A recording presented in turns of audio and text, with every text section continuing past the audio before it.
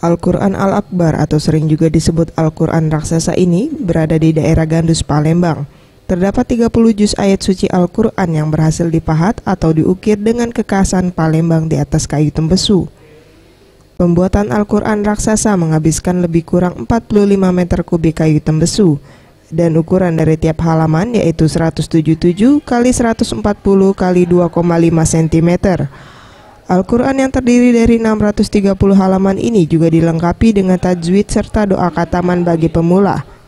Dan di setiap lembar terpahat ayat suci Al-Quran dengan warna dasar kayu coklat, serta huruf Arab timbul berwarna kuning dengan ukiran motif kembang di bagian tepi ornamen khas Palembang yang sangat indah. Proses pembuatannya sendiri memakan waktu relatif lama, sekitar 7 tahun. Dan Al-Quran Raksasa ini merupakan terbesar dan pertama di dunia yang menggunakan media kayu tembesu.